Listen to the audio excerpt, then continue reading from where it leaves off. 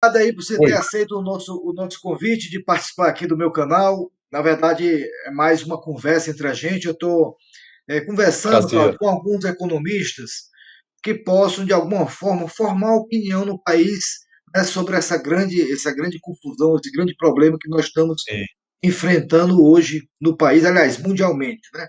Mas antes sim. de iniciar, o Cláudio Fristac, para quem não conhece, ele durante muitos anos foi consultor do Banco Mundial, não é isso, Cláudio?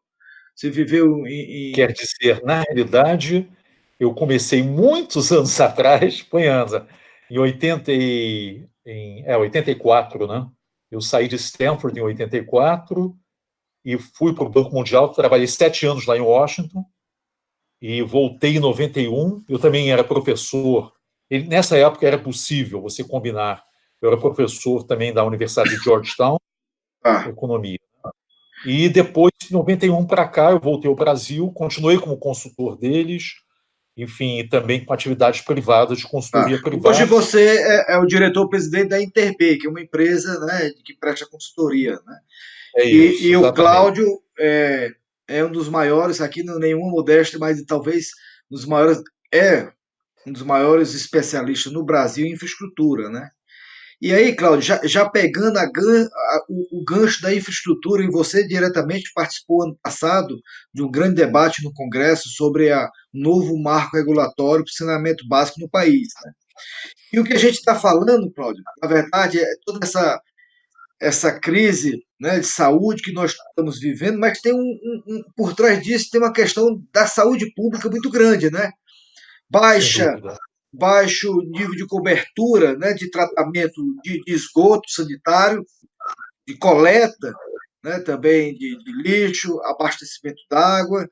Então, o país ainda está com grandes deficiências nessa área. E, evidentemente, os grandes aglomerados urbanos, essa pandemia ela pode realmente ser devastadora, né, nesse aspecto.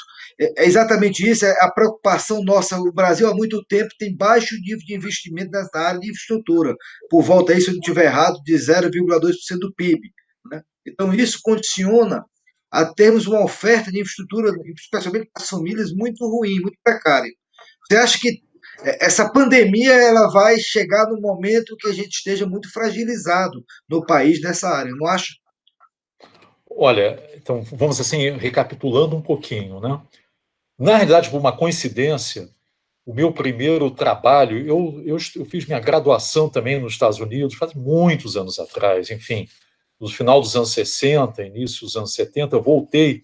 E meu primeiro trabalho foi no Ministério da Saúde, na realidade, na área de planejamento, programação e orçamentação do Ministério. E, posteriormente, eu fui trabalhar ainda no Ministério, na antiga Fundação CESP, ela não existe mais, se tornou FUNASA, Fundação Nacional de Saúde, e era uma fundação que foi criada nos anos 40 e, posteriormente, ela se tornou muito relevante nas regiões norte e nordeste do país. Nós fazíamos um trabalho grande na área de saneamento básico em áreas rurais, enfim, controle das endemias.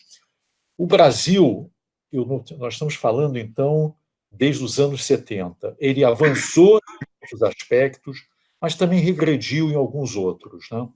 Em que ele avançou nessa área de saúde pública? Ele formou um sistema único de saúde que realmente, com todos os problemas que nós temos, é um sistema até certo ponto exemplar. Ele é subfinanciado, ele pode ser melhor gerido, mas é um sistema exemplar. Ele cobre o país como um todo e há muitos esforços, tanto ao nível dos estados, dos municípios, para fazê-lo mais eficaz e, evidentemente, também mais eficiente. Ou seja, os recursos sejam gastados de uma forma, enfim, mais eficiente. Isso é um lado da história. Você tem um outro lado, contudo, e tem a ver exatamente com o que se apontou. Nós tivemos um processo de urbanização nos últimos 50 anos muito acelerado. Ou seja, desde os anos 60, o país mudou dramaticamente. E o grau de urbanização hoje nosso, dependendo que tipo de conta que você faz, é cerca de 90%.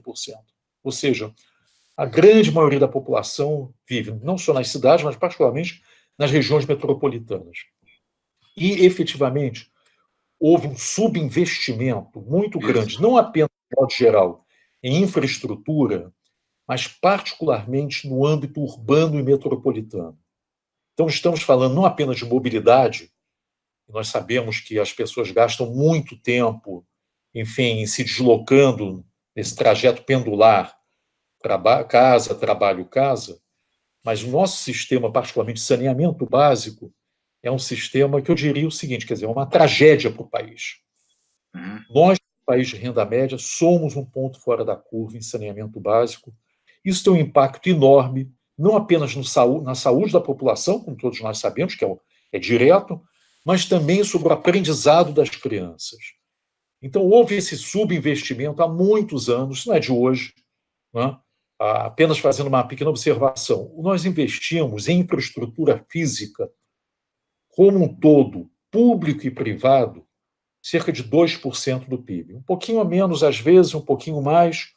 O ano passado, 2019, pelas nossas contas, a gente faz essas contas há muitos anos, o setor público e o setor privado investiu tudo junto, 1,9%, um pouquinho menos do que 1,9% do PIB. Para nós termos uma ideia do que é isso, se é muito pouco, muito ou pouco, países de renda média tendem a investir algo em torno de 4% a 6% do PIB. Economias emergentes asiáticas investem 7, 8, 9, 10% do PIB em infraestrutura. Tailândia, China chegaram a investir, talvez até tenham investido demais, mas chegaram a investir perto de 15% do PIB em infraestrutura. Nós fizemos uma outra conta também, um estudo que nós fizemos para o IPEA em 2018, publicado já num volume chamado Desafios da Nação, capítulos lá 3 e 4 desse volume, em que nós tentamos calcular qual é a defasagem entre o que nós investimos e o que nós deveríamos investir. Então, se nós investimos uma média de 1,9% ou 2%, nós deveríamos estar investindo, Flávio, cerca de mais de 2,1% do PIB, perdão, 4,1% do PIB, anualmente por 2 décadas consecutivas, ou seja, ano após ano. Isso para nós chegarmos com um nível razoável de modernização da nossa infraestrutura. Não estamos falando que a gente vai chegar na fronteira das melhores práticas, fronteira de eficiência. Estamos falando em, basicamente, universalizar os serviços.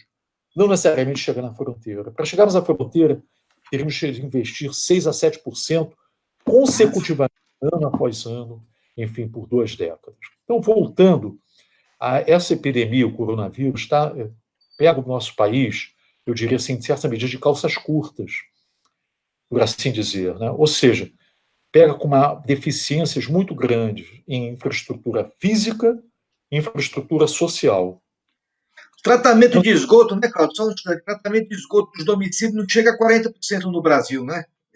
Olha, nós temos, dependendo, de novo, como você faz essa conta, nós temos cerca de 100 milhões de brasileiros, dos 220 milhões, cerca de 100 milhões de brasileiros não têm acesso a serviços de esgotamento sanitário. O que quer dizer isso, concretamente?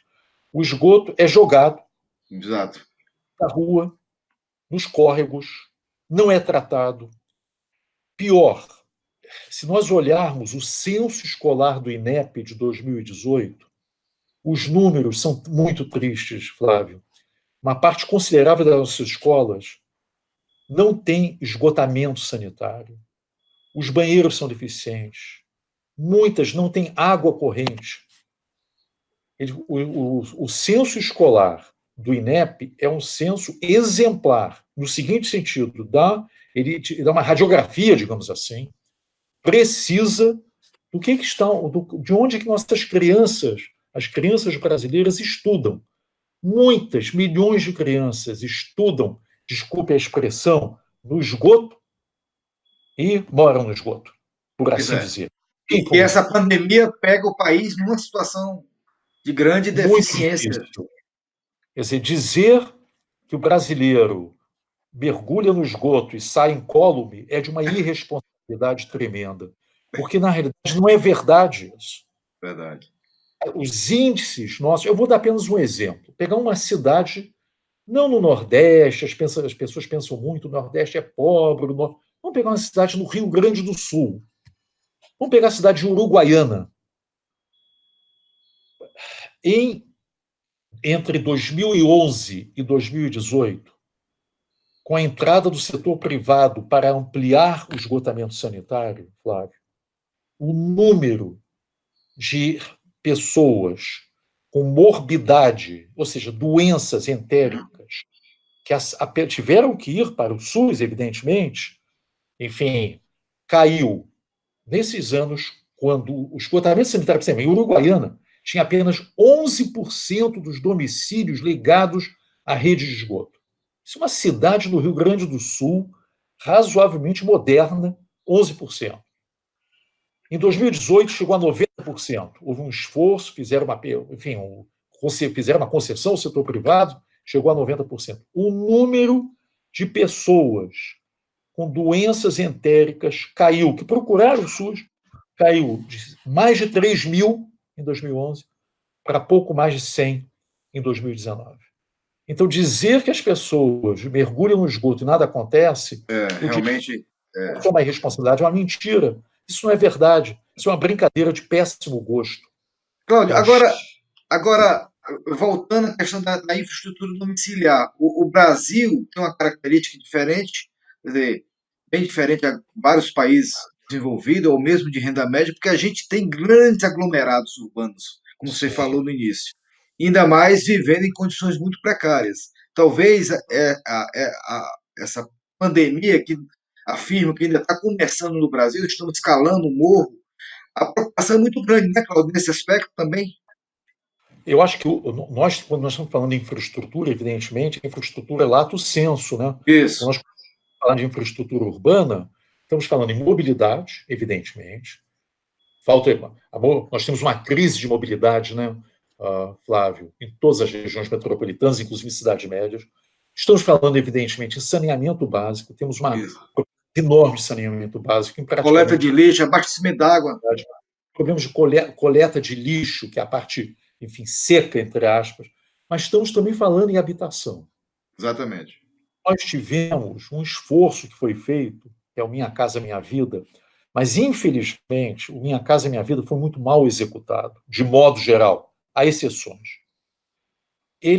Na verdade, ele levou uma parte da população para uma distância ainda maior dos seus locais de trabalho.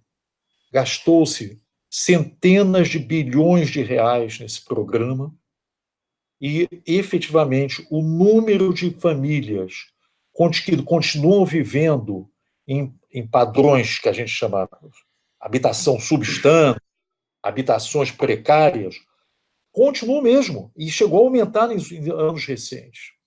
Então, nós não estamos conseguindo dar conta dessa questão das aglomerações, habitação muito precárias. É claro que numa epidemia dessa natureza, em que a taxa de transmissibilidade é muito elevada, nós não temos, eu diria o seguinte, talvez sarampo tenha uma taxa de transmissibilidade maior, mas para epidemias que nós conhecemos, que normalmente nos assolam, digamos assim, você não tem precedente.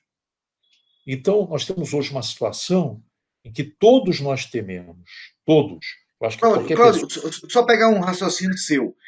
Sim, Se, né, se a questão urbana ela acabou induzindo, da maneira que foi construída, as pessoas têm que se deslocar muito para o seu local de trabalho, isso é um elemento a mais para reforçar a condição de transmissibilidade da doença, não é isso? exatamente. Por isso que Exatamente. o distanciamento social, o isolamento, Exatamente. é mais forte ainda no Brasil por conta dessa característica que você acabou de lançar. Exatamente. Você tem a dimensão de habitação, as pessoas Habitação, situadas dentro do domicílio, o espaçamento entre os domicílios, nas favelas, nas comunidades, mas aqui de onde estou falando, no Rio de Janeiro, cerca de 1/3 da população da cidade do Rio, pouco menos que 1/3 da população da cidade do Rio, vive em comunidades, em favelas, enfim, mas não é só o Rio de Janeiro. Você tem essas aglomerações, onde o distanciamento das casas é muito pequeno, em praticamente todas as regiões metropolitanas. exatamente. E de outro, exatamente. Ao mesmo tempo, as pessoas vivem longe dos seus locais de trabalho. Resultado, elas vivem aglomeradas, seja no seu local de trabalho, seja no seu deslocamento. Exatamente. Aumenta realmente enfim, muito a chance, a probabilidade das de pessoas se transmitir. contaminarem, Mas parece que enfim. há, né, Cláudio? Vamos pensar assim, dentro do ponto de vista científico no lado da saúde, parece que já há um grande consenso da necessidade do distanciamento social. Esse eu acho que talvez seja um ponto pacífico entre todos os cientistas e as pessoas realmente que discutem a questão. Nós, economistas, temos um outro problema do outro lado, né? Talvez o distanciamento dê uma garantia maior para evitar a transmissibilidade, mas tem um problema econômico envolvido aí. Né? Qual é o problema Verdade. econômico? A necessidade, né, de você manter algumas atividades econômicas operando. Então, eu Sim. acredito que talvez no Brasil e vários países do mundo, as recessões já estão contratadas. E isso não, eu acho que não é duro falar isso. Eu acho que a gente infelizmente, já contratou uma recessão. Minha preocupação, e eu queria ver a sua percepção, se nós estamos também caminhando para um quadro ameaçador de depressão econômica, porque talvez, não sei se você tenha um outro cenário mundial parecido com o que a gente está vivendo hoje. Olha, nós estamos olhando os números, evidentemente, não só nós, muita gente olha os números. A recessão está contratada. A recessão está contratada na Ásia, ela está contratada certamente na Europa. Os números publicados recentemente, as projeções publicadas recentemente, falam em algo em torno de 7 a 10% de queda do produto esse ano. Isso é, enfim, a última vez que a gente observou isso foi na Grande Depressão. Nos Estados Unidos não se sabe exatamente, mas fala-se que no segundo semestre desse ano, que começa agora, né, em abril, nós vamos ter quedas, enfim, sem precedentes, de novo, do produto desde a Grande Depressão. Então, a recessão está contratada. A questão é se nós vamos ter os instrumentos, os mecanismos para evitar uma depressão.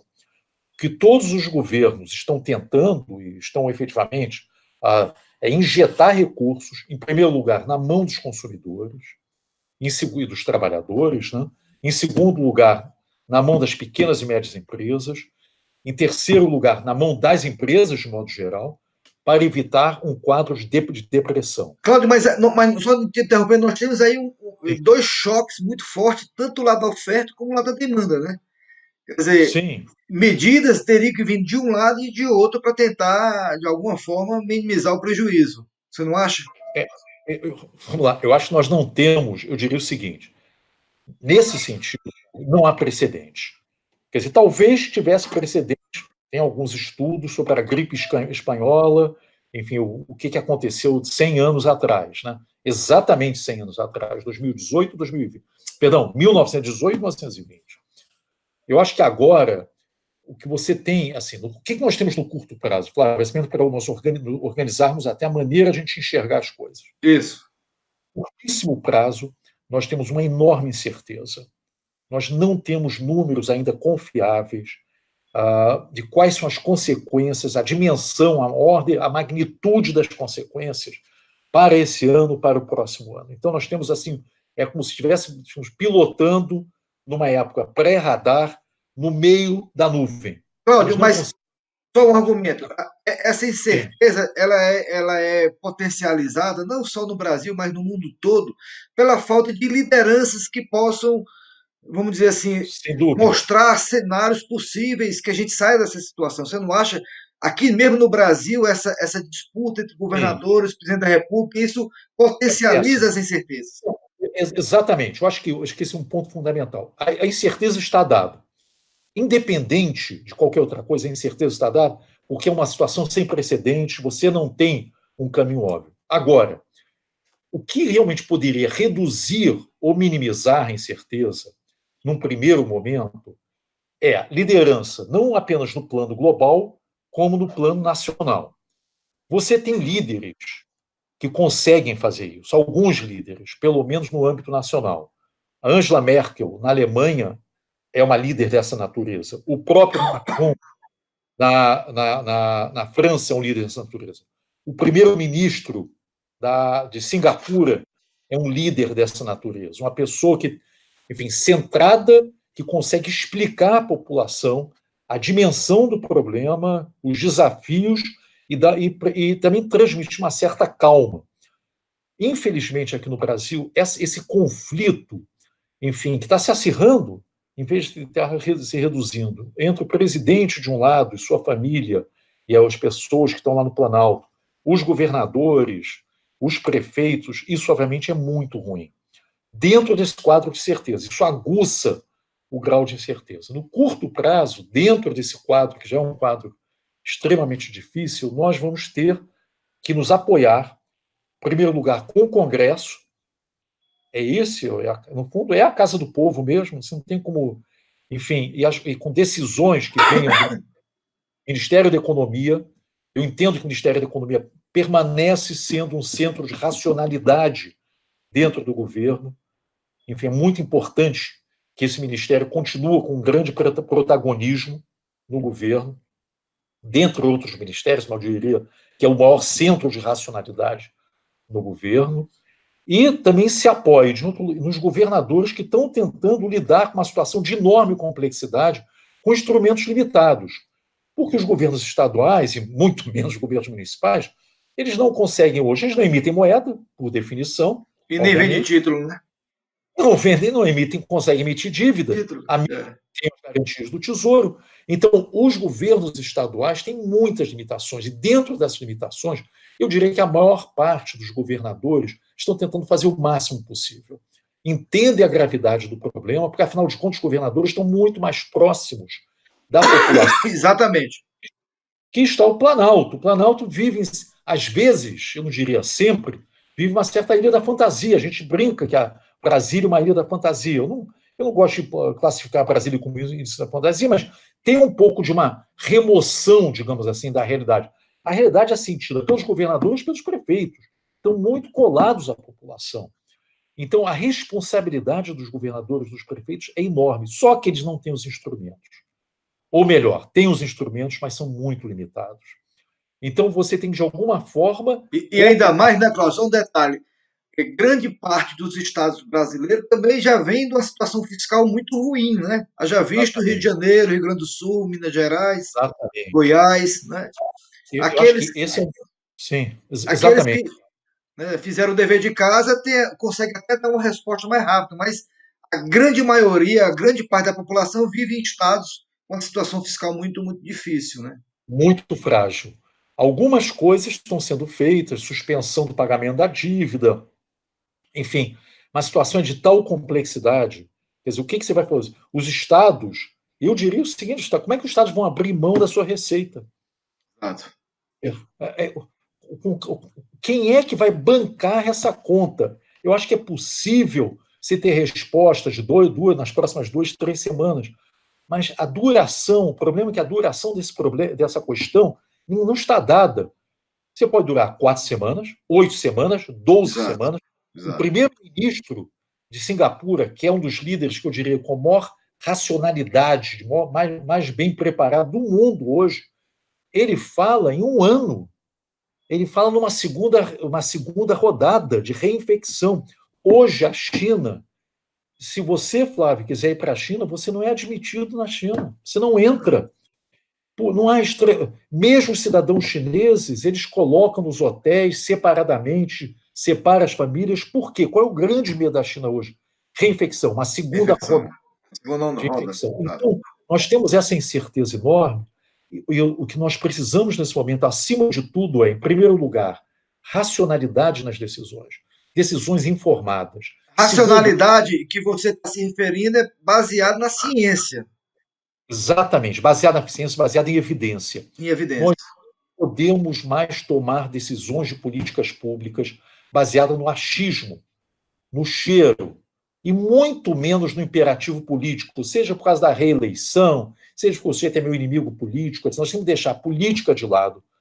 A reeleição, ou a eleição, as eleições desse ano, ou a reeleição, sei lá, as eleições de 2022 de lado, e temos que, calcar as decisões de políticas públicas em evidência, em ciência.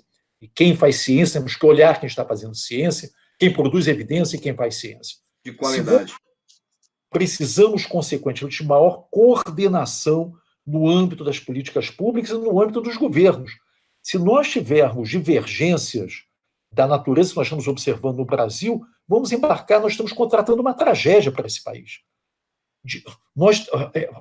Veja o que aconteceu em Milão.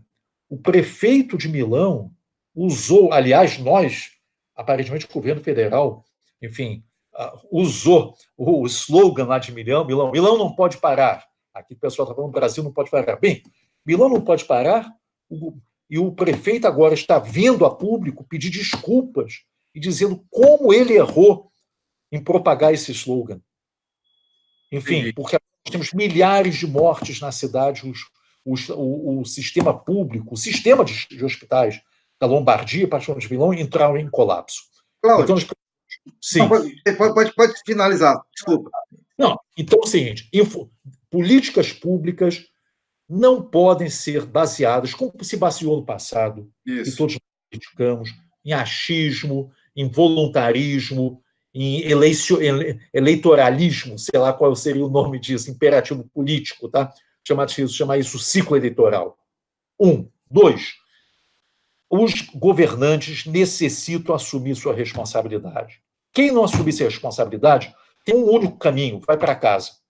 Mas deixa eu ler, a gente caminhando já para o final da nossa conversa, mas um assunto que eu acho que é importante é como, exatamente já pegando carona, como nós deveríamos sair dessa situação. O que é que o poder público e a sociedade civil pode fazer?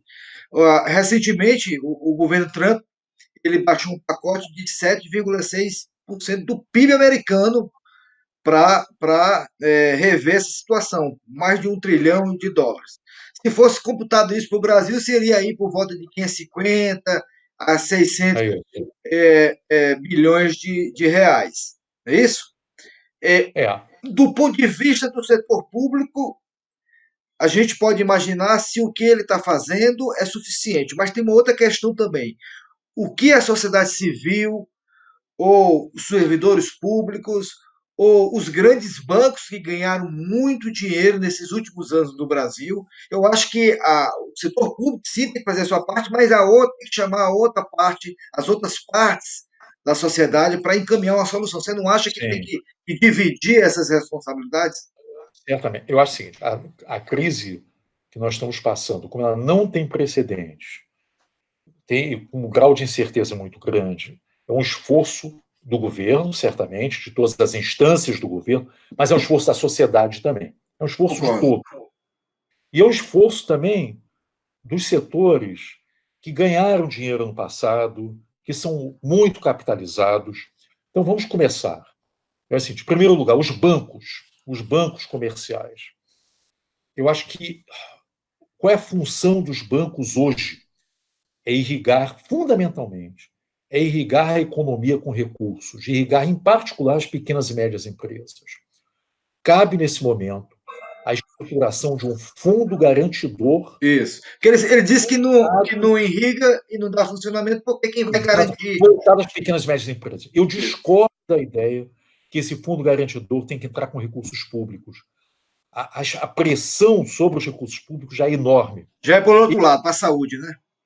Exatamente. Esse fundo garantidor deveria ser uma contribuição dos bancos comerciais, públicos, privados, Banco do Brasil, também dos bancos comerciais, da mesma forma que você tem um fundo garantidor para aqueles que investem seus recursos em títulos, etc., que administrados pelos bancos. Então, um novo fundo garantidor. Eu acho que os bancos comerciais têm que se coordenar no curtíssimo prazo, talvez estimulado pelo governo, sim, mas eu acho que tem que assumir essa responsabilidade cívica. E a taxa de juros também poderia cair nesses bancos, não, Cláudio? Perdão? A taxa de juros também cobrada por esses bancos? Eu acho que exatamente. Eu acho que uma combinação de duas coisas. Estruturação de um grande fundo garantidor com recursos dos bancos, com os lucros acumulados. Em vez de distribuir lucros esse ano, sob forma de dividendos, vamos adiar isso para o ano que vem. Enfim, muitas empresas do setor produtivo estão tendo que fazer, estão tendo esse desafio agora. E, de outro lado, vamos reduzir drasticamente os juros, porque na redução dos juros você também reduz o risco, afinal de contas, e vamos irrigar o setor real, particularmente as pequenas e médias empresas. Você pode, poderia dizer, mas o BNDES já está tentando fazer isso, a Caixa, sim, mas não é função apenas do BNDES ou apenas da Caixa, é função de todos os bancos, uma função conjunta. Isso é do lado dos bancos. Eu acho que no setor público, Flávio, eu acho que existe uma distorção muito grande em termos dos chamados super salários. Eu acho que tem que haver um esforço de que todos. Bem, eu vou dizer uma opinião que é a minha, pessoal, não é? Mas eu diria o seguinte: todos aqueles que ganham acima do teto constitucional, e você tem milhares de pessoas que ganham acima desse teto constitucional, devem retornar esse excesso.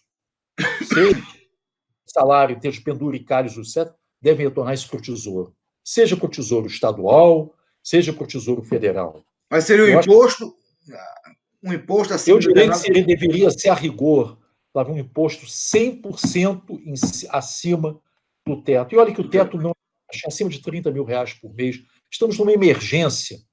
Enfim, todos devem fazer um esforço. Enfim, afinal de contas, no setor público, essas pessoas que ganham esse super salário já não têm nenhum risco de demissão, sabemos disso. Enfim, então essa combinação de super salários com zero risco de demissão, enfim, frente ao que está acontecendo hoje, milhares de pessoas estão indo para a rua, milhares de pessoas não têm daqui a pouco não vão ter o que comer. Claro. Exato. Nada mais justo do que esse tipo de atitude. Então, assim, o setor público necessita sim fazer o seu sacrifício. Os funcionários com seus super salários precisam fazer seu sacrifício. Os bancos comerciais, isso não, olha, e diga-se passagem, eu sou completamente contra qualquer tipo de populismo. Acho que populismo é uma doença. Isso não são medidas populistas. Isso são medidas de justiça, de equidade, justiça social, num contexto de uma crise sem precedentes. Há outros setores que podem, enfim. Legislativo, Cláudio, os fundos eleitorais, que isso não é prioridade zero hoje no país. Exatamente. Eu acho que o legislativo, tanto no âmbito federal, quanto no âmbito estadual, quanto no âmbito municipal, necessitam abrir mão de privilégios, que eu diria, que para muitos de nós na sociedade civil encarnam, olham esses privilégios como exorbitantes. O número de assessores, as verbas, enfim, que afinal de contas você não tem. Um economista já falou que não há free lunch, que não tem almoço grátis, mas isso é verdade. Em última análise, você não tem almoço grátis. Diga-se passagem, Flávio, que eu gostaria apenas de terminar, dizer o seguinte: além de fazer esse apelo para que todos façam sacrifício. Cláudio, o judiciário também, Cláudio.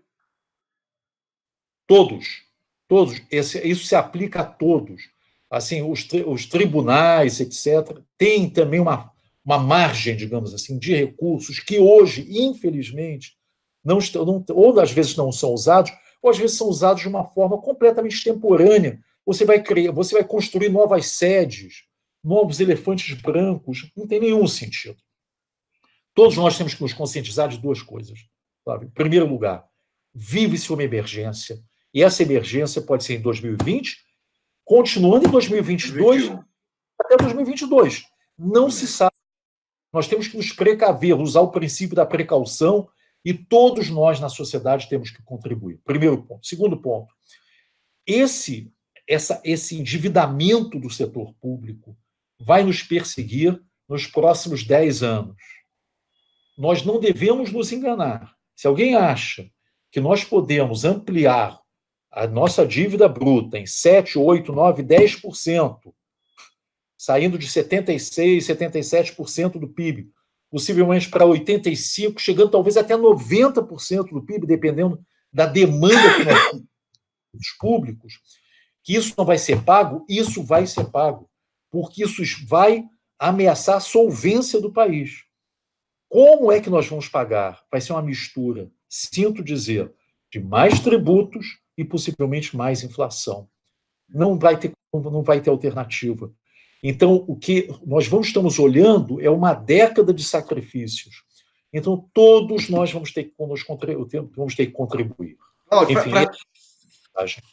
Para finalizar, eu me lembro agora uma conversa uma vez que eu tive com um economista inglês, inclusive trabalhou no Banco Mundial, E eu perguntei, por que que você acha que o Brasil, com toda a riqueza que tem, um povo que tem, é um país pobre?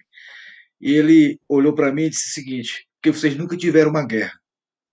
Mas como vocês nunca tiveram a guerra? A guerra, ela promove a coesão social muito forte. Em um sentido de pátria, de ajudar Sim, tal. E eu, claro, isso não é uma guerra, mas é um problema de dimensão parecido com a guerra. Quer dizer, que país, que sociedade brasileira vai sair daí, tá certo? Se é esse é um que isso tem, excelente ponto. se é que isso tem Eu algum acho lado que bom, que claro que é, uma tragédia dessa a gente não imagina nunca o lado bom, mas será que isso não vai fazer o povo brasileiro, com essa união que você está pregando, esse patriotismo de todas as classes sociais, de todas as atividades produtivas, para resgatar o país de uma situação de guerra ou até pior? Quer dizer, será olha, que isso não vai trazer uma sociedade mais madura? Flávio, olha, isso é um excelente ponto. Isso é um excelente ponto que você está fazendo. Quer dizer, isso é uma oportunidade, é uma crise, sim, mas é uma oportunidade. Eu acho que é uma oportunidade. Mas, infelizmente, Flávio, deixa eu só, sem querer, não quero me despedir de uma nota pessimista, pelo contrário. Mas a captura dessas oportunidades depende muito da liderança. Isso. Nós olharmos a experiência inglesa na Segunda Guerra Mundial, a Inglaterra teve um Churchill. Se ela tivesse tido um Chamberlain, talvez não tivesse acontecido nada. Ela teria talvez capitulado frente ao Hitler. Mas ela teve a sorte, e existe um elemento um pouquinho de sorte também, né, vamos dizer, de ter tido um Churchill. Os Estados Unidos teve um Roosevelt, que conseguiu liderar o país numa situação dificílima, sair do isolacionismo, Flávio. Até depois de Pearl Harbor, você tinha no Senado americano os isolacionistas, que não queriam saber de nada. Então, países em condições muito difíceis, a própria França, com todos os problemas que teve na Segunda Guerra Mundial, teve um de Gaulle. Enfim, sim, exilado, fora, mas teve um de Gaulle. Enfim, então depende muito da qualidade da liderança. E eu acho que, infelizmente, eu não vejo isso no nosso país, uma liderança com essa qualidade, capaz de unir o país e de pensar o seguinte: bem, vamos vamos ver que se esse momento consegue galvanizar os esforços de governo e sociedade civil, de todas as instâncias, para cada um abrir mão de um pouco e particularmente esses privilégios exorbitantes que nós vemos, as pessoas deixarem de pensar, olhar apenas para o seu umbigo, para os seus privilégios, para os seus chamados, entre aspas, direitos, esse instituto terrível que nós temos no país, que é o chamado direito adquirido, todo mundo tem direito adquirido, e pensar no futuro do país, no futuro da nossa sociedade, enfim, de uma sociedade menos injusta, menos iníqua, enfim, e mais progressista, enfim, e uma sociedade que venha realmente a, enfim, um país que tem tudo para dar certo, mas que nós não temos tido muita sorte, enfim, em décadas recentes, eu diria, né, com bons governos. Tivemos já bons governos, mas a coisa perdurou. Enfim, então é isso. Eu acho que nós temos Ok. que, enfim, vamos ver o que vai acontecer. Eu acho que o princípio da precaução é fundamental. Temos que nos precaver, torcer pelo melhor, para aqueles que acreditam, rezar pelo melhor, mas realmente nos precaver para o pior. E assim que passar toda essa, Deus quiser, vai passar logo esse problema. Nós estamos aqui no Ceará lhe esperando novamente. Você tem sido sempre ao longo dos anos, ao longo das décadas, né? Desde 1990 que você, ao voltar no Brasil, que tem participado muito e ajudado muito o Estado do Ceará a amadurecer suas políticas públicas. Hoje o Estado avançou em muitas áreas, evidentemente que nós temos muitos problemas ainda, mas eu acho que pessoas como você, que tem sempre nos ajudado e participado das grandes decisões, é muito importante ter a sua presença aqui, Cláudio. Eu acho que isso é Olha, é um fundamental. prazer. Você sabe que eu sou meio cearense por adoção, digamos assim. E é um prazer. Eu sempre digo, o Ceará é um exemplo. Tem alguns exemplos que as pessoas falam, mas para mim é o grande exemplo no nosso país E aí, quando eu comparo também com alguns outros países, como eu gosto de dizer, existe uma teoria do desenvolvimento, entre aspas, né? Que é pulling yourself from your bootstraps, né? Ou seja, suspendendo, a pessoa consegue se suspender pelo cadarço das suas botas. Obviamente, fisicamente é impossível, pela teoria da gravidade isso não é possível, né? Mas, ou seja, é você se desenvolver com os esforços próprios. Eu acho que o Ceará, talvez, no país, seja o caso mais flagrante de esforço próprio. E no cerne do esforço próprio está capital humano. E realmente o esforço que o Estado está fazendo é um esforço, primeiro, segundo e terceiro lugar, de melhorar a qualidade do seu capital humano, e é isso que vai realmente desenvolver, está desenvolvendo o Estado, enfim, e também, obviamente, que isso gera boas políticas públicas. E é o que nós precisamos para o nosso país, boas políticas públicas e união da nossa sociedade e um bom governo. Né? Ok, Cláudio. Muito obrigado, um abraço. Até a Olha, próxima. até a Foi próxima, ótima a então. conversa. Tchau. Ok. Tchau.